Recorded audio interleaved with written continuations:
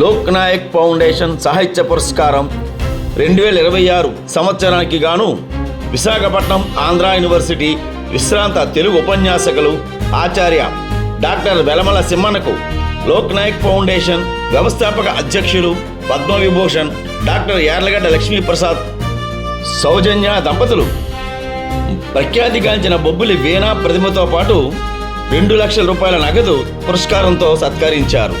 Lok Naik foundation జీవన సాఫల్య పురస్కారాలు తలా 1 లక్ష రూపాయలతో డాక్టర్ నోరి దత్తాత్రేయుడు, డాక్టర్ తోటకూర ప్రసాద్, శ్రీ ఆర్యన్ ఉదయ్ ఆర్ఏటి, డాక్టర్ వేములపల్లి రాఘవేంద్ర చౌదరి స్వీకరించారు.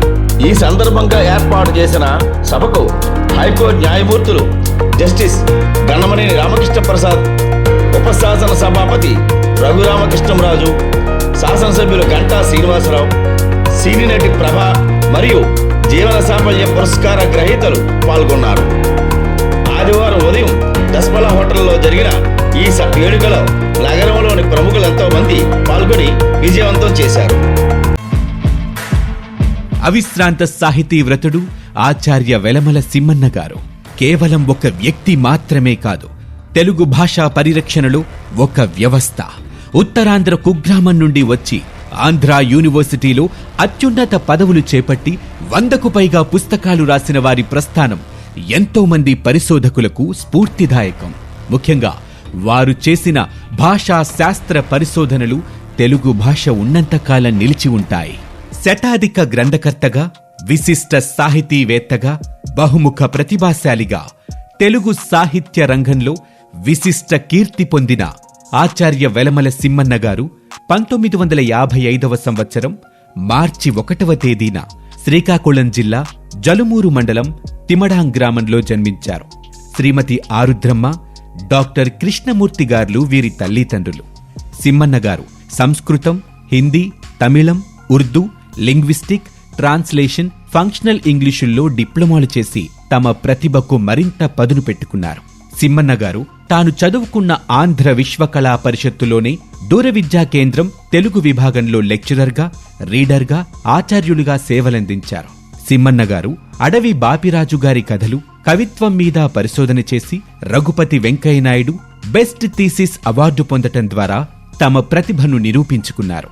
దూర విద్యా కేంద్రంలో సింహన్న గారి బోధన పట్ల ఆకర్షితులై విద్యార్థులు అధిక సంఖ్యలో హాజరవుతూ ఉండేవారు. విశాఖ, రాజమండ్రి, కాకినాడ, విజయనగరం, శ్రీకాకుళం, భీమవరం, విజయవాడ, గుంటూరు దూర విద్యా కేంద్రాల్లో బోధనకు సింహన్న గారు అవిశ్రాంతంగా హాజరయ్యేవారు. సింహన్న గారు 537 పరిశోధనా వ్యాసాలు రచించటమే కాకుండా 101 గ్రంథాలు రాశారు. 50కి పైగా రేడియో ప్రసంగాలు చేశారు. వీరి పర్యవేక్షణలో 28 మందికి ఎంఫిల్, 16 మందికి పీహెచ్డీ డిగ్రీలు వచ్చాయి. వీరి పరిశోధనా కృషిని గుర్చి ఎంఫిల్, పీహెచ్డీ డిగ్రీలు వెలువరటం అభినందనీయం.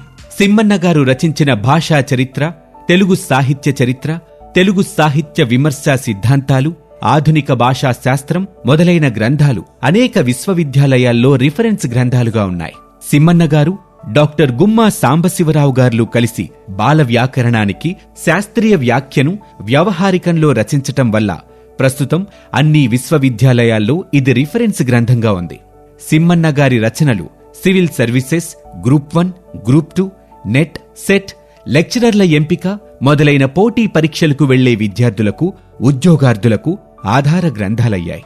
సింహన్న గారు ఆంధ్రప్రదేశ్ ప్రభుత్వం నుంచి భాషా పురస్కారం, ఉగాది పురస్కారం, గిడుగు రామూర్తి పురస్కారం, పొట్టి శ్రీరాములు విశ్వవిద్యాలయం వారి ధర్మనిధి పురస్కారం, తిరుపతిలో భాషా బ్రహ్మోత్సవాల పురస్కారం, అరసం వారి పురిపండా అప్పలస్వామి పురస్కారం, ఆంధ్రప్రదేశ్ ఉత్తమ అధ్యాపక అవార్డు మొదలైన శతాధిక పురస్కారాలు పొందారు.